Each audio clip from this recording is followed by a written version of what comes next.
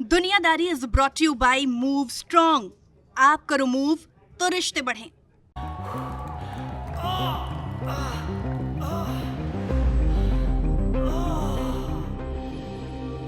मोच न घुटनों में हो न रिश्तों में। Strong move 4-in-1। आप करो मूव तो रिश्ते बढ़ें। अब दर्द से राहत के साथ साथ पाव कीटाणुओं से सुरक्षा भी। स्ट्रॉन्ग मूव के साथ डेटॉल एंटीसेप्टिक लिक्विड बिल्कुल मुफ्त।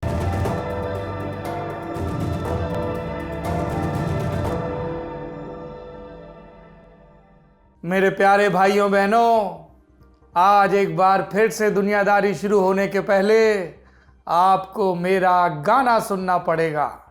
गाना जिसके बोल हैं, आया शिकारी ओ पंछी तू संभल जा, उड़ जा ओ पंछी, शिकारी है दीवाना, कहीं पे निगाहें कहीं पे निशाना। शमशाद बेगम का गाया गीत राज खोसला की फिल्म CID। सीन कुछ यूं है कि देवानंद एक कमरे में छिपे हैं, विलेन उस कमरे की तरफ बढ़ रहा है और वहीदा रहमान देवानंद को आगाह करने के लिए गाना गा रही हैं, आया शिकारी ओ पंछी तू संभल जा। आज की कहानी भी ऐसी है, एक वार्निंग की कहानी है, जहां वार्निंग देने वाले ने दोस्त की जान तो बचा ली लेकिन खुद शिकार हो गया। ये बात है मार्च 2018 की, जगह कनाडा का शहर मॉन्ट्रियल। 27 साल के उमर अब्दुल अजीज अपने वतन से भागकर यहां छिपे थे। एक रोज उन्हीं का एक हमवतन विजिटर उनसे मिलने आया और उसने उमर को एक ऑफर दिया। कहा, मेरा एक टॉक शो आता है टीवी पर, मेरे साथ चलो, मैं तुम्हारा इंटरव्यू लूंगा, तुम्हारी बात दुनिया सुनेगी। अच्छा सुनो, वो तुम्हारा पासपोर्ट जो एक्सपायर होने वाला है, ऐसा करो एम्बेसी जाकर उसको भी रिन्यू करवा लो। उमर को कुछ खटका, अभी इंटरव्यू की बात और फिर पासपोर्ट की। उसने अपने एक दोस्त को फोन मिलाया, सारी बात बताई। दोस्त ने कहा, ये तुम्हें जाल में फंसाने की साजिश है, उसकी मानोगे तो मारे जाओगे। उमर ने अपने दोस्त की वार्निंग मानी और विजिटर का ऑफर ठुकरा दिया। अगर उमर ऐसा ना करते तो उनका क्या हश्र होता। इस सवाल का जवाब मिला 7 महीने बाद, जब तारीख थी 2 अक्टूबर 2018 और जगह इस्तांबुल। दोपहर के करीब 1 बजे थे जब उमर का वो दोस्त एक दूतावास की बिल्डिंग में दाखिल हुआ। ठीक उमर वाले पैटर्न में उन्हें भी कागजात बनवाने के नाम पर एम्बेसी बुलाया गया था। वो बिल्डिंग के अंदर तो गए लेकिन बाहर नहीं आ पाए। पता चला कि एम्बेसी के अंदर उनकी हत्या कर दी गई। उस मारे गए शख्स का नाम था जमाल खशोगी। फैक्ट्स बताते हैं कि यह हत्या खुद सऊदी के क्राउन प्रिंस मोहम्मद बिन सलमान उर्फ MBS ने करवाई थी। उस वक्त MBS को रत्ती भर इल्म नहीं था कि यह मर्डर केस उनके गले की फांस बनने वाला है। उन्होंने सोचा था वो पावरफुल हैं, उनका कोई कुछ नहीं बिगाड़ सकता। लेकिन अब MBS से भी पावरफुल एक शख्स ने उनके किए का हिसाब मांगा है। MBS उसे मनाने, उसकी गुड बुक्स में आने की हर मुमकिन कोशिश कर रहे हैं, लेकिन कोई रणनीति काम नहीं आ रही। बीते दिनों उसी पावरफुल अथॉरिटी ने MBS की एक बड़ी बेइज्जती की, उन्हें सऊदी का शासक मानने से इनकार कर दिया, इस अंदाज में कि तुम्हें तो हम बराबरी में बिठाकर बात करने लायक भी नहीं समझते। ये क्या पूरा मामला है, विस्तार से बताते हैं। नमस्ते, मेरा नाम सौरभ द्विवेदी है और ये अंतर्राष्ट्रीय खबरों से जुड़ा लल्लन टॉप का कार्यक्रम दुनियादारी है। अपनाइए 12 खास आयुर्वेदिक जड़ी बूटियों से बनी रूप मंत्र आयुर्वेदिक फेस क्रीम। ये कोई कॉस्मेटिक नहीं, आयुर्वेदिक औषधि है। सऊदी अरब के फाउंडर थे इब्न सऊद। उनके 45 बेटे हुए, इनमें से 9 बचपन में गुजर गए, बचे 36 बेटे। इनमें से 25वें नंबर का बेटा सलमान बिन अब्दुल अजीज अल सऊद। उन्हें जनवरी 2015 में सऊदी की सत्ता मिली। ताजपोशी के समय किंग सलमान की उम्र थी 79 साल। इससे समझिए कि गद्दी तक पहुंचने की अपनी बारी के लिए उन्हें कितना लंबा इंतजार करना पड़ा। यह इंतजार सऊदी राजशाही का स्वभाव है। यहां सत्ता हस्तांतरण का नियम थोड़ा अलग है। अगर सत्तासीन राजा मर जाए या गद्दी छोड़ दे तो उसके बाद उसका जो सबसे उम्रदराज भाई है वो अगला राजा बनेगा। इब्न सऊद के बनाए इस उत्तराधिकार नियम ने बेटों से पहले भाइयों की जगह थी, बेटे की जगह भाई तवज्जो पाते थे। दशकों से चली आ रही यह परंपरा 2015 में टूटी। कैसे? किंग सलमान ने गद्दी के अगले वारिस यानी क्राउन प्रिंस के लिए अपने किसी भाई को नहीं चुना। उन्होंने यह पद दिया 56 साल के भतीजे प्रिंस नायफ को। सऊदी के गठन के बाद यह पहली बार था जब इब्न सऊद के पोते यानी खानदान की अगली पीढ़ी वारिस चुनी गई थी। लेकिन गेम ऑफ थ्रोन्स के संस्करण में अभी सबसे बड़ा ट्विस्ट आना बाकी था। इस ट्विस्ट का नाम था मोहम्मद बिन सलमान, शॉर्ट में MBS। किंग सलमान के 6वें बेटे, जिन्हें सारे वरीयता क्रम तोड़कर 29 साल की उम्र में सेकंड क्राउन प्रिंस और देश का रक्षा मंत्री बनाया गया। इतनी कम उम्र में एमबीएस को यह पद मिलना सऊदी के इतिहास में अभूतपूर्व था, लेकिन इस घटनाक्रम का सबसे बड़ा सरप्राइज अभी भी बाकी था और यह आया जून 2017 में, जब एक रोज क्राउन प्रिंस नायफ को शाही महल से बुलावा आया। प्रिंस नायफ मिलने पहुंचे, उनके अंगरक्षकों को बाहर रोका गया, बताया कि किंग सलमान अकेले में मिलना चाहते हैं। फिर एक कमरे में अकेले बिठा दिए गए नायफ को समझ में आया कि असली खेल क्या है। वो कैदी बना लिए गए थे। और कौन था इस खेल का मास्टरमाइंड? एमबीएस। एमबीएस के चेलों ने प्रिंस नायफ को विकल्प दिया, या तो क्राउन प्रिंस के पद से इस्तीफा दो या फिर इस कमरे से एक पीस में नहीं निकल सकोगे। घंटों की हैरेसमेंट के बाद प्रिंस नायफ की हिम्मत टूट गई। उन्होंने बात मान ली और 21 जून 2017 की सुबह ठीक 7 बजे महल के बाहरी कमरे का दरवाजा खुला। सामने देखा तो एमबीएस और साथ में ढेर सारे टीवी कैमरे। एमबीएस ने मुस्कुराते हुए नायफ को गले से लगाया। नायफ ने उनका हाथ चूमते हुए हिम्मत बटोरकर कहा, मैं अब आराम करना चाहता हूं, अल्लाह तुम्हारी मदद करे। इस घटना को 43 महीने बीत चुके हैं। इस दौरान एमबीएस सऊदी के मिस्टर एवरीथिंग हो चुके हैं। अर्थव्यवस्था से लेकर आंतरिक नीति और विदेशी मामले, सऊदी में उनकी मर्जी के बिना कुछ नहीं होता। यमन पर हमला बोलकर वहां भीषण तबाही लाना, लेबनान के प्रधानमंत्री को बंधक बनाना, कतर का ब्लॉकेट करना, यूएई और बहरीन की इजराइल से दोस्ती, अमेजॉन और वॉशिंगटन पोस्ट के मालिक जेफ बेजोस का फोन हैक करवाना, हर जगह एमबीएस के फिंगरप्रिंट। इतना ही नहीं, जमाल खशोगी और उमर अब्दुल अजीज जैसे विदेश भाग गए सऊदी आलोचकों को मरवाने की साजिश करना भी उनके रूटीन का हिस्सा बताया जाता है। और ऐसा नहीं है कि जब एमबीएस ये सब करते हैं, मसलन ये टारगेटेड असैसिनेशंस, तो वो दुनिया की नजरों से छिप जाते हैं। इसके पीछे एमबीएस का हाथ होने के ठोस सबूत हैं, लेकिन उनकी पावर के चलते सारे सबूत अब तक बेकार थे। लेकिन फिर आती है 20 जनवरी 2021 की तारीख और इस रोज से जैसे एमबीएस के सितारे पलट गए। इस रोज क्या हुआ? इस दिन व्हाइट हाउस में एंट्री हुई राष्ट्रपति जो बाइडेन की और उसके बाद आई तानाशाह एमबीएस को जवाब देने की बारी। बाइडेन ने अपने चुनाव प्रचार के दौरान ही एमबीएस के पर कतरने की बात कही थी। अक्टूबर 2020 में यानी अमेरिकी राष्ट्रपति चुनाव के 1 महीने पहले बाइडेन ने एक बड़ा वादा किया था। कहा था कि चुनाव जीता तो खशोगी की हत्या का हिसाब करूंगा, अपराधियों की जिम्मेदारी तय करूंगा। अक्टूबर 2020 में जारी अपने एक आधिकारिक बयान में बाइडेन ने जो लिखा उसका हिंदी तर्जुमा सुनिए। जमाल खशोगी और उनके करीबियों को न्याय मिलना चाहिए। अगर मेरी सरकार बनी तो मैं सऊदी अरब के साथ अमेरिका के रिश्तों पर पुनर्विचार करूंगा। यमन में चल रही सऊदी की जंग को मिल रहा अमेरिकी सपोर्ट भी खत्म कर दूंगा। मैं सुनिश्चित करूंगा कि तेल खरीदने या हथियार बेचने के लिए अमेरिका कहीं भी अपने मूल्यों से समझौता न करे। ये वार्निंग सऊदी से ज्यादा एमबीएस से मुखातिब थी। साफ था बाइडेन जीते तो एमबीएस की क्रूरताओं को व्हाइट हाउस से मिलने वाला प्रश्रय खत्म हो जाएगा। ये एमबीएस के लिए बड़ा झटका होता। ट्रंप ने बतौर राष्ट्रपति एमबीएस की हर मनमानी का बचाव किया। उन्होंने खशोगी मर्डर में एमबीएस के खिलाफ ठोस सबूत होते हुए भी उनका सपोर्ट किया और ये सबूत किसी और ने नहीं, खुद सीआईए ने, अमेरिका की आला खुफिया एजेंसी ने दिए थे। उसने अपनी रिपोर्ट में साफ कहा था कि एमबीएस के निर्देश पर खशोगी की हत्या हुई।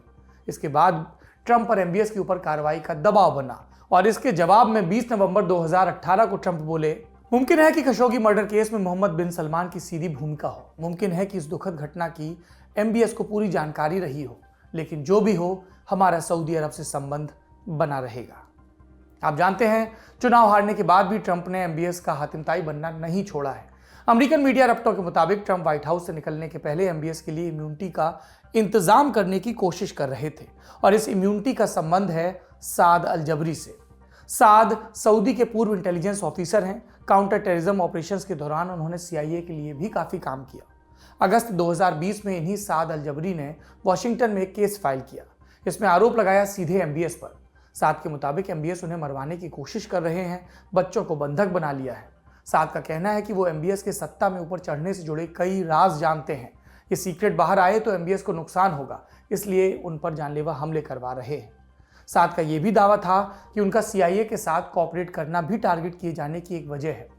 साद द्वारा किए गए केस के अलावा भी अमेरिका में एमबीएस पर 2 और केस दर्ज हैं। इसमें एक खशोगी मर्डर से जुड़ा है और दूसरा अल जजीरा के एक न्यूज़ एंकर से।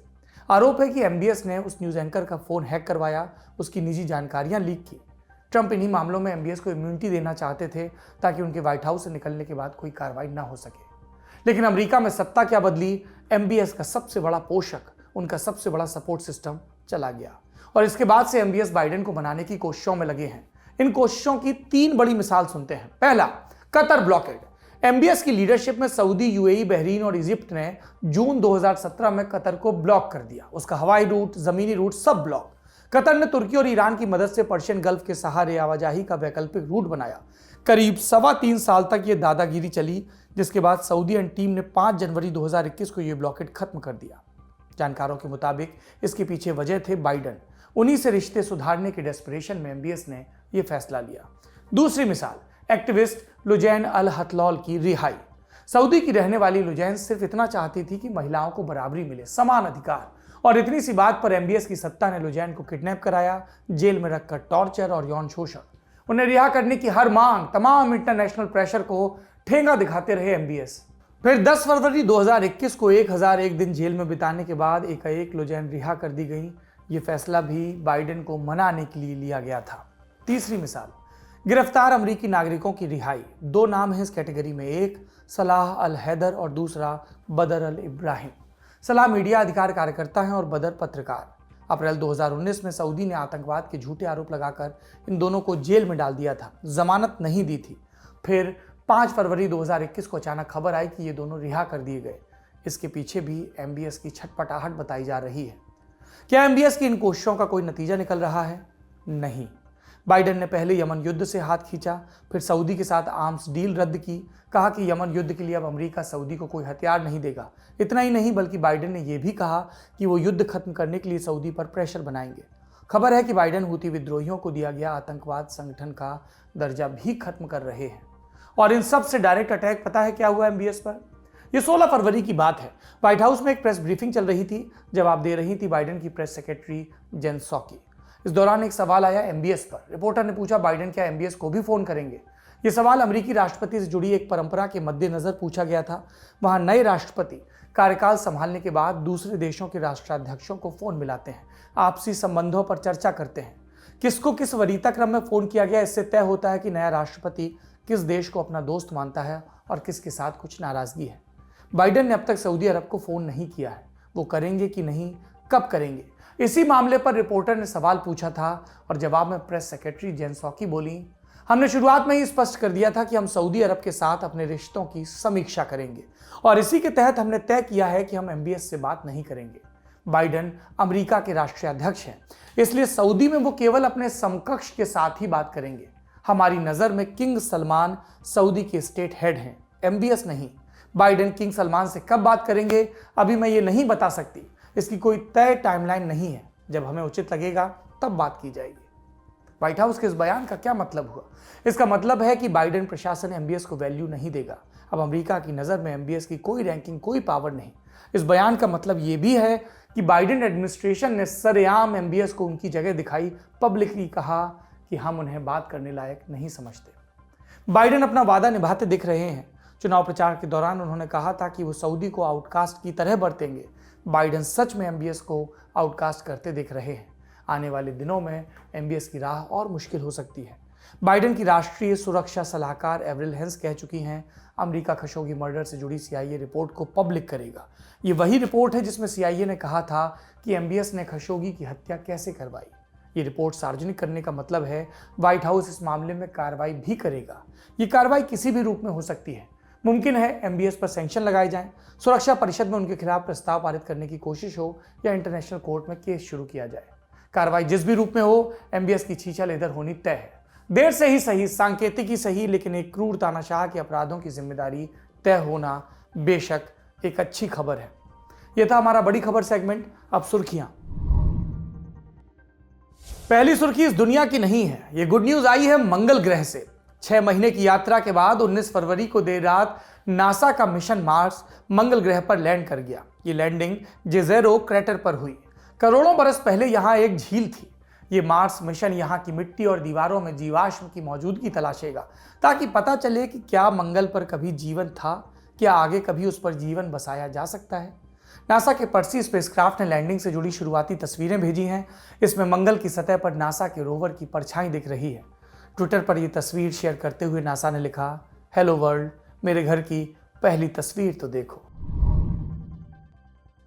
दूसरी सुर्खी अमेरिका से है।